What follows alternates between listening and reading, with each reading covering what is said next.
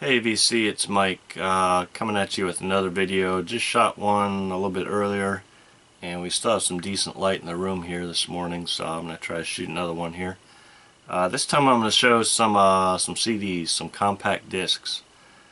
So I've been talking a lot, if you watch my other videos, there's a big retailer here in town that it was a bookstore and they closed it and retooled it. And came back with new and used books, movies, and music. I've been buying a lot of records there, used records. They got a lot of old stuff that they priced really cheap. But one day, I can't remember the occasion, they had a sale on CDs. They don't have a very all that great of a compact disc selection. I was kind of hoping they would, and their used compact discs. We haven't had a decent store here in a while since Borders closed down, and a couple of the older record stores closed that carried a lot of CDs. But they have a big kind of plexiglass bin in their store where they just kind of dump all their really cheap CDs that they've stickered, and they're not labeled on the sticker like what the name of the artist is or the release. They're just kind of all bargain $3 CDs dumped in this bin. But they had a sale that was 10 CDs for $20, so it comes out to $2 a CD. And so I kind of took it as a challenge, like I'm gonna go through this big bin of crap and fish out 10 decent compact discs. That was the challenge. So I managed to find actually 11. One of them was a little less than $2. It's like $1.50. So I'll show you what I found here. It was the real challenge. Like I said, it's a big plexiglass bin, probably, I don't know, 4 feet on a side, about 3 feet deep. And it was filled to the top pretty much, so as you kind of dig your way down to the bottom, the piles around it would pile in. It's like digging a hole on the beach, to make a sandcastle. You dig down and the water from the sides caused the sides to cave in. It was kind of the same thing with the CDs. It was a real hassle, but I put the time in, made the commitment. I was going to go through them all and see what was there. So here's what we got. A lot of jazz. I'll warn you right now, I don't collect just jazz, but for some reason that's all I seem to be finding that really piques my interest lately. A couple Impulse. This one is Gato Barbieri, Argentinian sax player here. He recorded at least 3 on Impulse. This one's Chapter 3, Viva Emiliano Zapata. They were all kind of celebrating Latin American music. This one is one of the MCA GRP reissues, real bare bones packaging job here. And then one of the nicer reissues, this is Oliver Nelson's The Blues and the Abstract Truth. This is when they started coming out with these really nice like trifold digipacks. Did a really nice job with the packaging on these. I really like these. These are the 20-bit super bit mapping remasters. You got like the classic kind of Impulse label design on the CD, and you got a nice little booklet that slides out in the middle and a nice photograph on the interior. Really nice. And then a couple on the original Jazz Classics Fantasy Remaster series. First up, a Pablo release is Oscar Peterson, the pianist, and Joe Pass, the guitar player. This one's kind of weird. It's Porgy and Bess. Nice thing about CDs, you buy them used, you can just pop them in the CD player in the car on the way home. And not like records you got to bring home and clean up and go through a lot of work before you can just pop it on, especially if they're dirty, grungy. But so I popped this one in the CD player on the way home, and it kind of threw me for a loop because I was expecting, it's like a straight ahead piano and probably electric guitar duo here. Instead, it's something that sounded like a harpsichord and Joe Pass on acoustic guitar. It's actually something the clavichord. They deliberately decided to use kind of this older instrument for Oscar Peterson here to give it a different sound. I'm not sure if I like it or not. I'll have to give it another listen, but it really threw me when I listened to it. And then the other one is a real jazz classic here, Sonny Rollins, Saxophone Colossus off of Prestige here. He actually played here in the town I live in, where I went to college. I was on campus one night, and there was some kind of festival or something on the lawn, and I went with my roommate, I think at the time, and his girlfriend, and maybe my girlfriend at the time. She's my wife now. And I remember walking up on the band shell and hearing some really good music, someone playing sax, some jazz, and thinking, wow, this is really good. I wonder who the heck this is. And as we got up, I can't remember if they had a banner or something, or I asked somebody, and it was Sonny Rollins.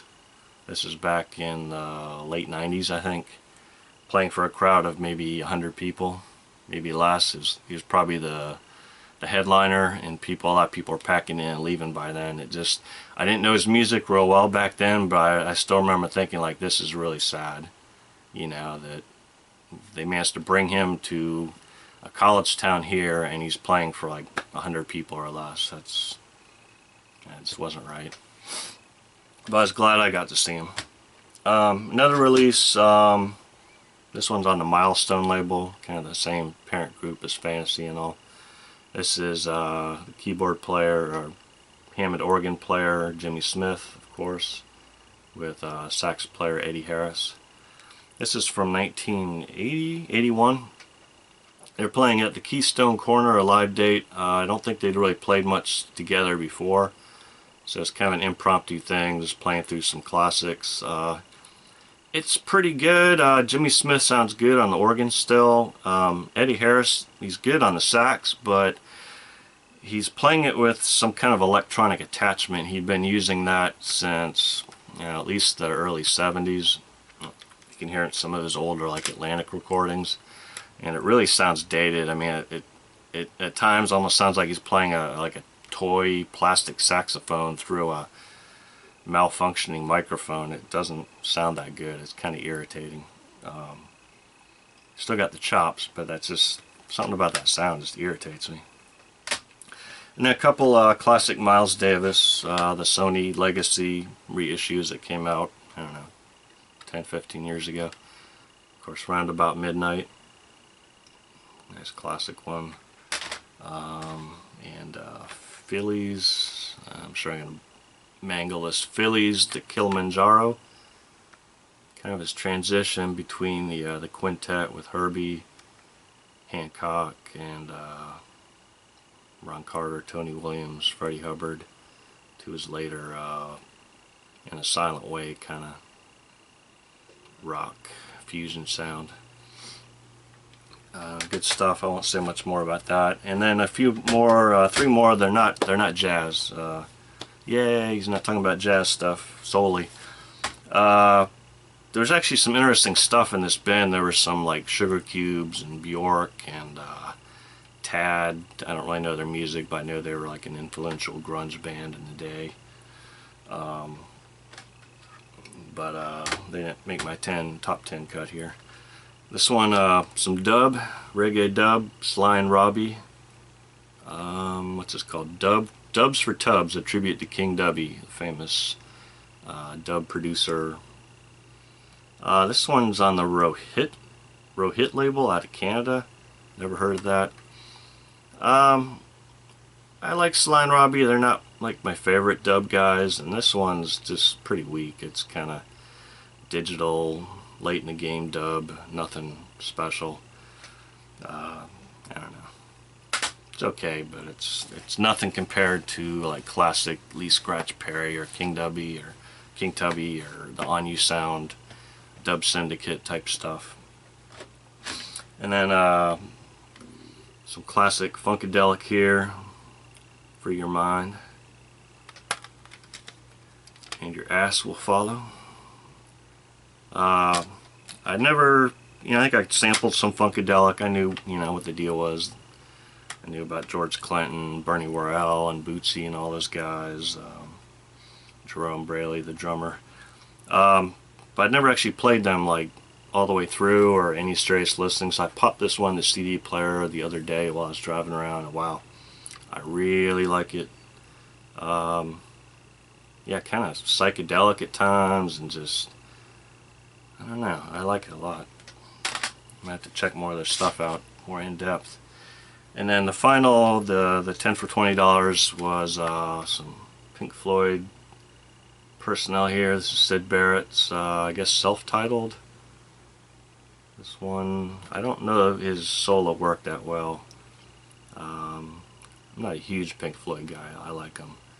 Loved the Pink Floyd at Pompeii movie. Looks like it came out in 1990 on EMI. Probably older recordings they reissued at the time.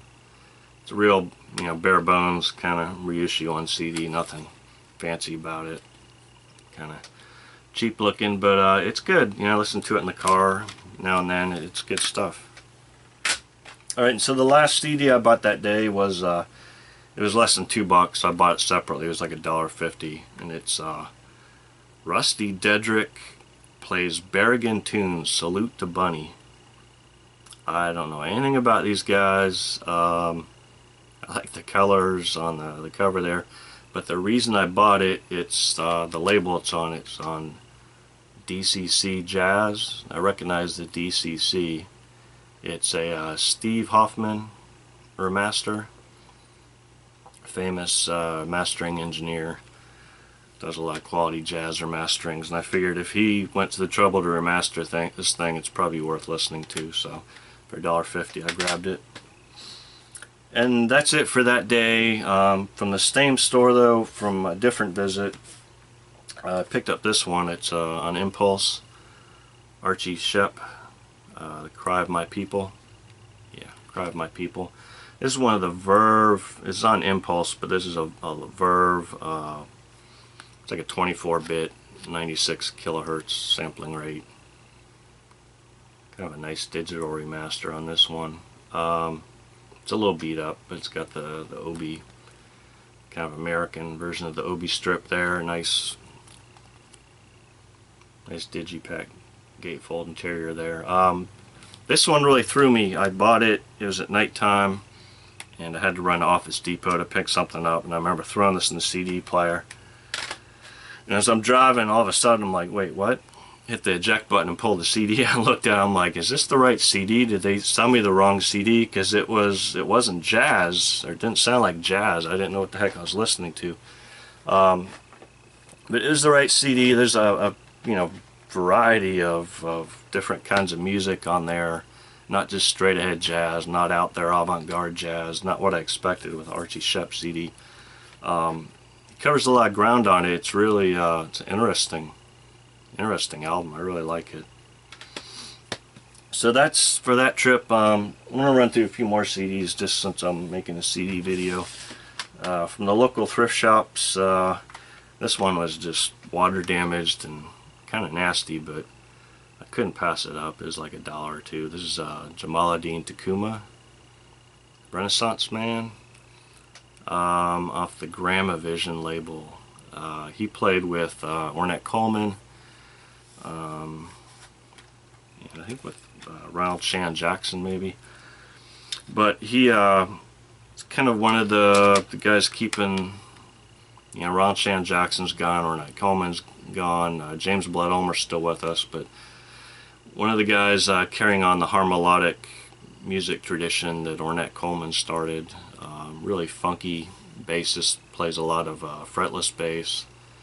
Really experimental. This it's really good. Half the CD, half the original album, one side was his band at the time, Jamal, with Cornell Rochester on drums, and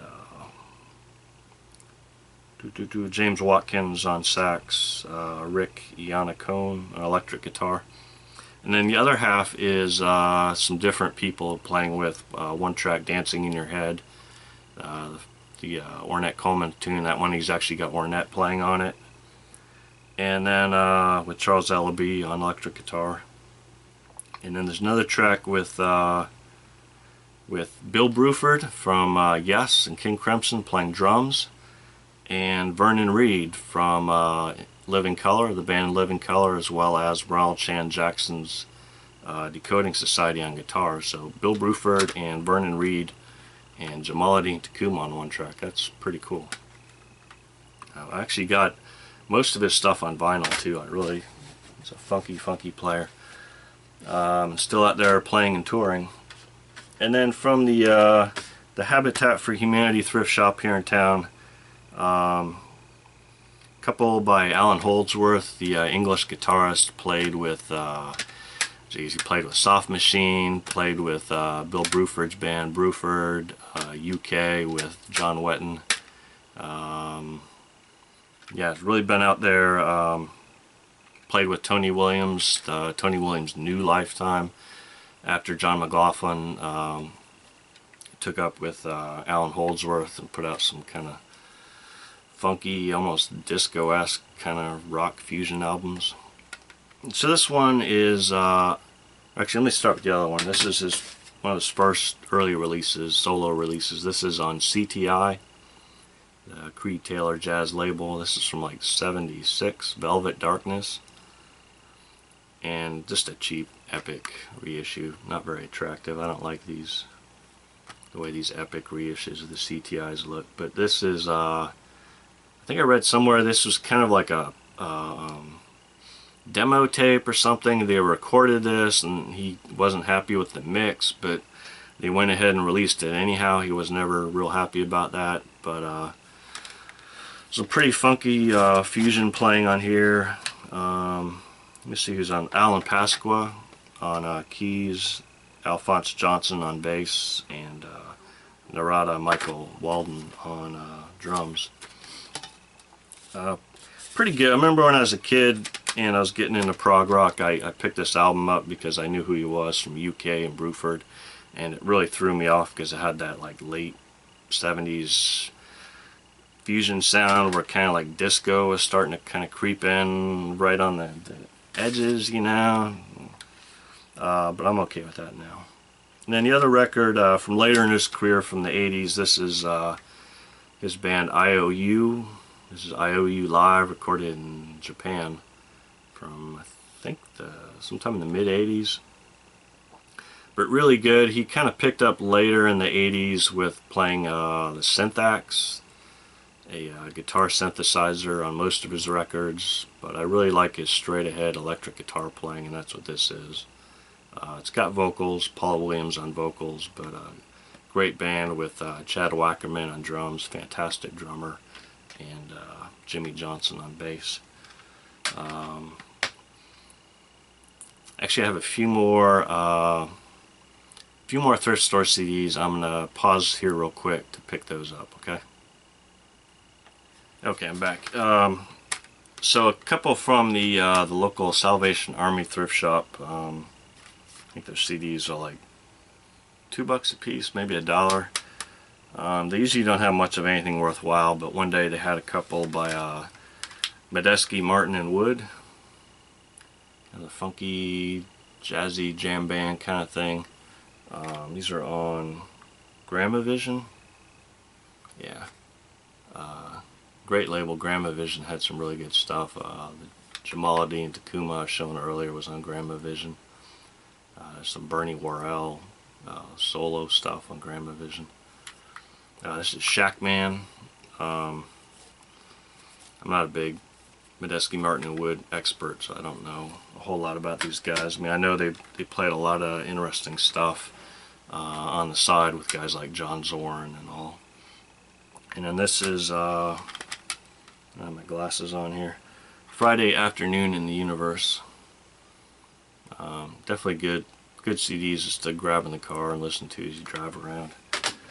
And then I got 4 here I picked up at the Habitat for Humanity thrift shop several months ago. Looked like maybe there was a Turkish student in town or something, and he ditched his CDs because these were all Turkish musicians here. Burhan, these are $1 a piece. Burhan Okal, I'm sure I'm mispronouncing this. This is his Istanbul Oriental Ensemble here. Yeah, I recognize his name. He's kind of a percussionist, I think. Maybe he plays some stringed instruments, but yeah, I recognize the name from being around for a while. Another one, this one, same band, Caravanserai. Caravanserai? I don't know how you pronounce that. This looks like pretty much kind of traditional Turkish instrumental music here. And then this one's really cool. This is why I recognize his name. It's the same guy, Burhan Okal, playing with Pete Namlook, the German synthesizer guy who worked with Klaus Schulze. But this one's on his, it was released on his Pete Namlook's Fax label out of Germany. That produced some really fantastic ambient electronic work.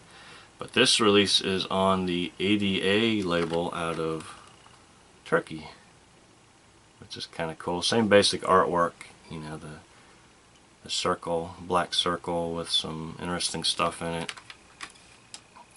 but a little different details. This is cool. I collect anything on the Fax label. It's really good electronic ambient music. If you're into Brian Eno's stuff or Bill Laswell's ambient music, you'd probably like it. Or Tetsu Inoue, recorded on the Fax label. A fantastic Japanese ambient electronic musician there. And then the last one is OK Temiz. I think another Turkish percussionist here. I've seen his name before, recorded with Nicky Skopelitis, New York-based guitar player who recorded with Bill Laswell. I think Skopelitis did one of his last albums he recorded was with this guy and a Greek musician, I think. And he was kind of out of the business, which is sad because he's a great guitar player.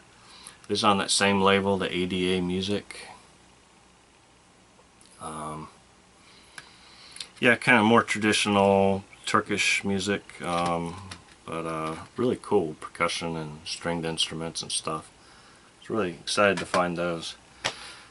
Okay, so those are some of my recent CD pickups. I still collect CDs. I like having them in the collection. They're really convenient in the car. And like I said, I wish there were more options for buying CDs here in town. I still like the format quite a bit. So that's it for now. Thanks for watching. Catch you later, guys.